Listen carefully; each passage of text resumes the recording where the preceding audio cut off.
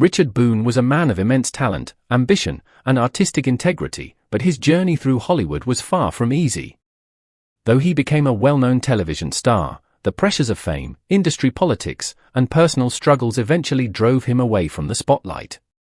His story is one of triumph and hardship, of a man who fought for his artistic vision even when it came at great personal cost. Boone was born on June 18, 1917, in Los Angeles, California. His father, Kirk Etnan Boone, was a successful corporate lawyer, while his mother, Cecile Lillian Beckerman, was a singer with Russian Jewish roots.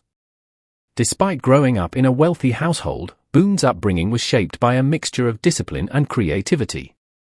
His father came from a long line of Americans tracing back to Squire Boone, the younger brother of the famous frontiersman Daniel Boone.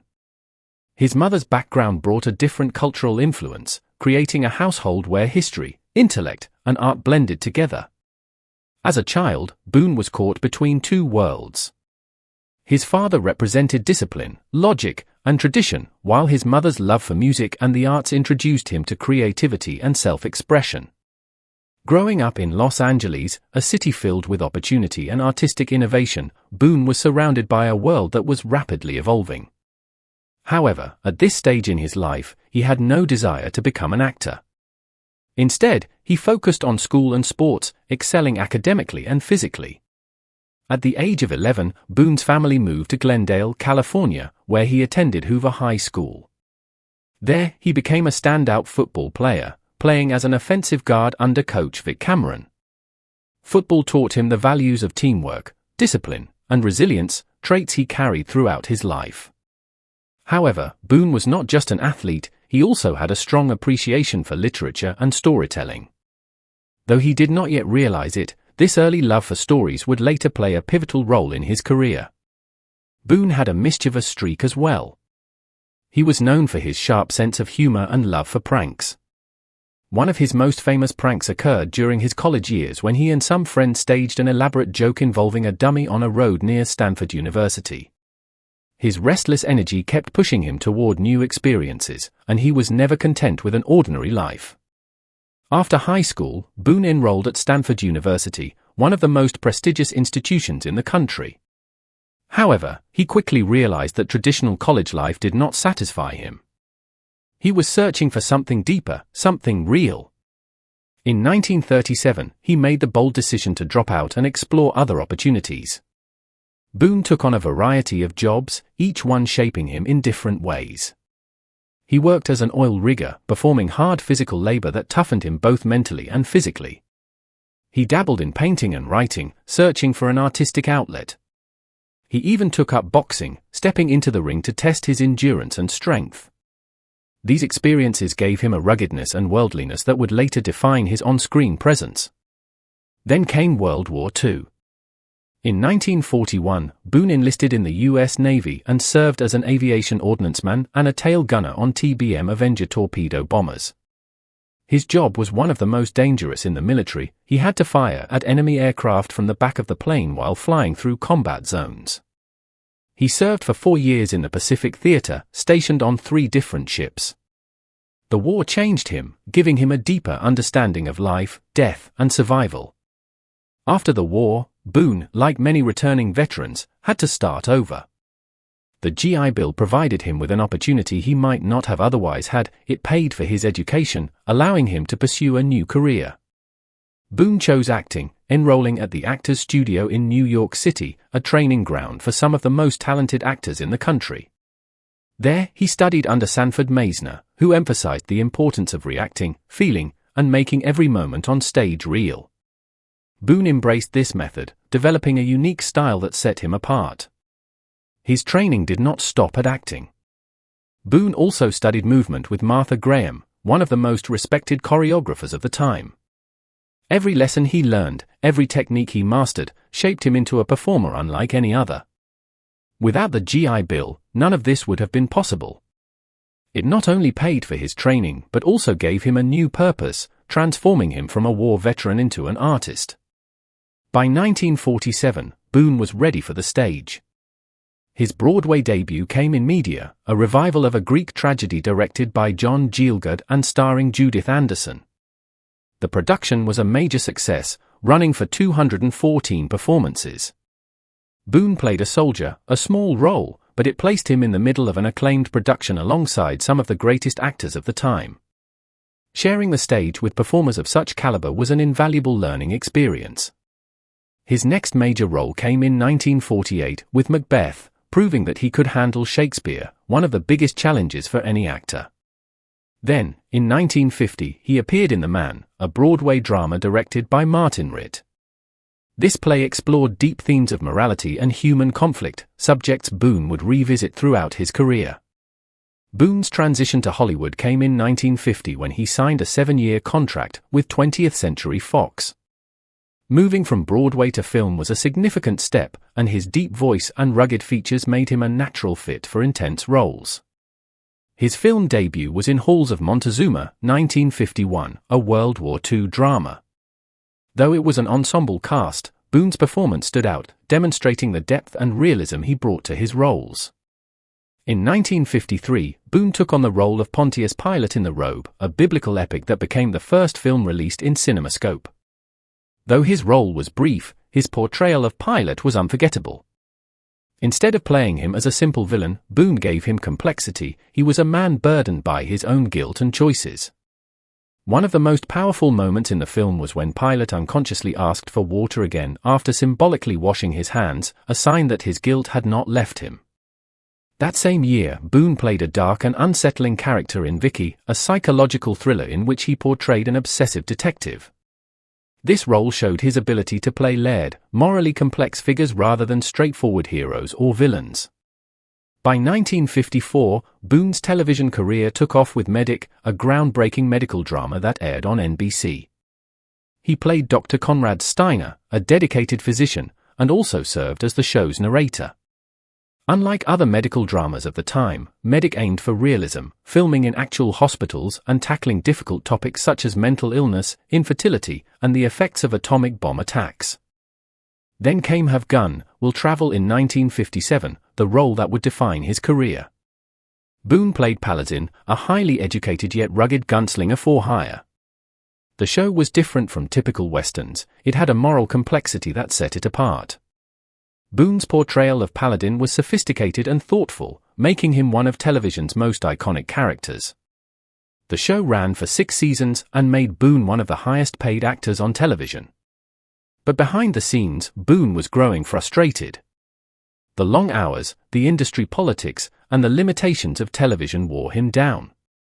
He attempted to take control of his career with The Richard Boone Show, an ambitious anthology series that allowed him to explore different characters and themes. However, NBC did not support the project, and it was cancelled after 1 season. Feeling disillusioned, Boone left Hollywood and moved to Hawaii, seeking a quieter life. He spent his later years teaching acting and taking occasional roles, but he never chased fame again. His story is one of both triumph and tragedy, a man who fought for artistic integrity but ultimately found peace away from the industry that had once made him a star. Though he stepped away from the spotlight, Boone's influence endures. His performances remain powerful, and his dedication to meaningful storytelling left a lasting impact on television. Richard Boone may have walked away from Hollywood, but his legacy as one of television's greatest actors remains unshaken. During the Cold War era, when people lived with deep fears, Richard Boone's portrayal of Dr. Steiner in Medic added authenticity to the show. He played the character with quiet strength, making viewers believe in both his medical expertise and his compassion. The very first episode, White is the Color, told the heartbreaking story of a pregnant woman diagnosed with terminal leukemia. At the time, this was a bold and risky choice for television, but it showed that Medic wasn't afraid to portray the harsh realities of life and death. Despite receiving critical acclaim, Medic struggled to compete with the hugely popular I Love Lucy, which aired in the same time slot. The show never attracted a massive audience, but its influence on future medical dramas was undeniable. Decades later, shows like ER and Grey's Anatomy followed in Medic's footsteps by bringing realistic medical stories to mainstream television. Boone's work on the show proved that television could be serious, intelligent, and thought-provoking. However, Boone had a complicated relationship with television. He was a dedicated actor who put his heart into every role, but he grew frustrated with the fast-paced production schedules. He felt that television prioritized speed over quality, churning out episodes quickly rather than taking the time to make them great. Network interference made things worse. NBC once cancelled an episode featuring a cesarean section birth, fearing it would be too controversial. Boone was passionate about bringing realism to the screen, but he constantly faced limitations. Still, he remained committed to Medic and worked closely with its creator, James Moser, to maintain high standards. Critics praised the show's intelligent scripts and bold storytelling, but Boone wanted more control over his work. After Medic, he moved on to Have Gun, Will Travel, a show where he had more creative influence. Not only did he star in the series, but he also directed multiple episodes, shaping the show in ways he couldn't with Medic.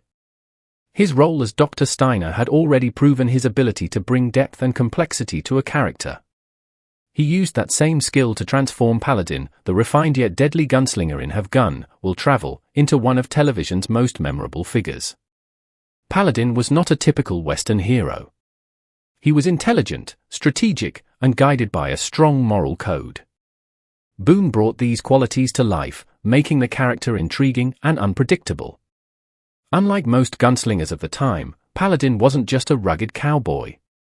He was a cultured man who lived in luxury at San Francisco's Hotel Carlton. He dressed in tailored suits, quoted poetry, and enjoyed fine wine. However, when duty called, he transformed into a different man.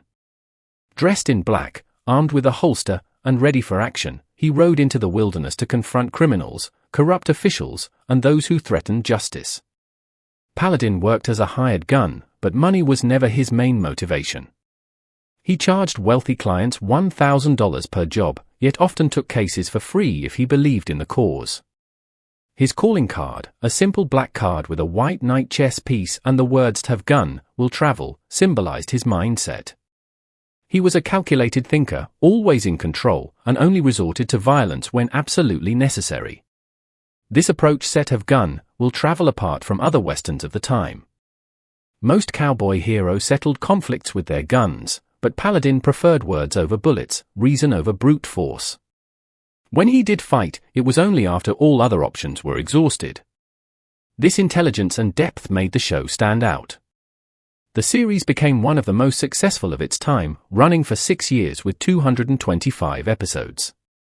It consistently ranked in the top 5 of the Nielsen ratings and even spawned a radio adaptation. Critics praised its strong writing and moral complexity, and audiences appreciated its unique take on the Western genre. The name Paladin was inspired by the legendary knights who served Charlemagne, and Boone fully embraced this idea.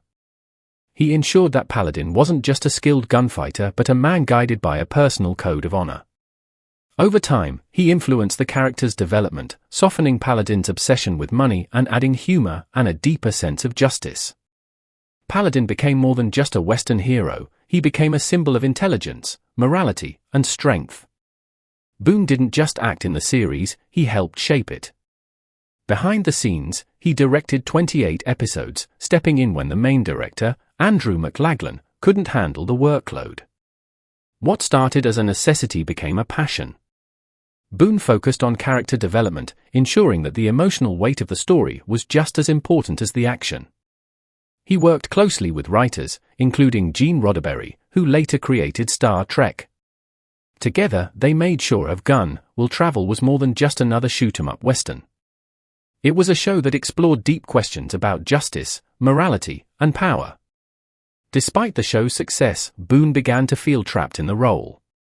As a trained Broadway and method actor, he was used to playing different characters. Now, he was stuck playing the same role season after season. He once compared it to drawing water from a well that kept getting deeper. While he respected the show, he longed for something new. Even though he was restless, he never let it affect his performance. He gave every episode his best effort, and fans never noticed his frustration. But when Have Gun, Will Travel ended in 1963, Boone was ready to move on. His next project, The Richard Boone Show, was an anthology series where he played a different role each week, giving him the creative freedom he had been missing. To stay engaged during Have Gun, Will Travel, Boone explored other creative outlets. He directed episodes, worked alongside filmmakers like Andrew McLaglen, and returned to theatre. In 1959, he played Abraham Lincoln in The Rivalry, a play about the famous Lincoln-Douglas debates. It had been years since he performed on stage, and though he was nervous, the play ran for 81 performances, reigniting his love for live acting. Boone was never afraid to speak his mind. In a 1960 interview, he called most television a waste of time, arguing that the industry cared more about profits than storytelling. He saw television stuck in a cycle of repeating the same ideas instead of creating fresh content. He warned that if things didn't change, audiences would lose interest. He was right. By the 1970s, television faced growing competition from new forms of entertainment. Boone's frustrations with Hollywood ran deep. He believed the industry treated actors as disposable, caring more about marketability than artistic talent. Even at the height of his fame, he often felt like just another name on a contract. He also disliked the behind-the-scenes culture, where actors were more concerned with perks like dressing rooms than their performances. His belief in artistic integrity shaped The Richard Boone Show, where actors had the freedom to play diverse roles rather than being stuck in the same typecast characters. By 1964, Boone had grown disillusioned with Hollywood. After the cancellation of The Richard Boone Show, he left and moved to Hawaii, a place he had loved since his time in the Navy. He hoped to build a filmmaking industry there, convincing Leonard Freeman to shoot Hawaii Five-0 entirely on location. However, his own attempt at launching a Hawaii-based series, Kona Coast, failed when CBS passed on it. During his later years, Boone's career slowed down. He took roles when he could, including Heck Ramsey, a show about an aging lawman adjusting to modern crime solving, but Hollywood had moved on. He had fought for creative freedom and taken risks, but the industry had changed, and there was no longer a place for him at the top. Boone struggled with alcoholism and depression, possibly due to his experiences as a gunner in World War II.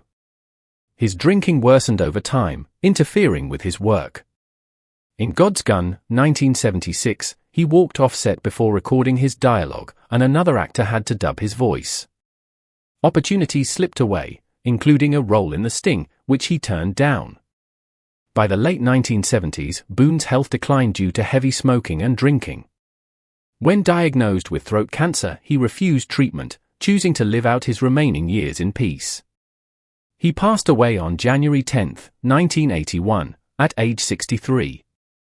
His ashes were scattered in the Pacific Ocean near Hawaii, where he had found solace in his later years.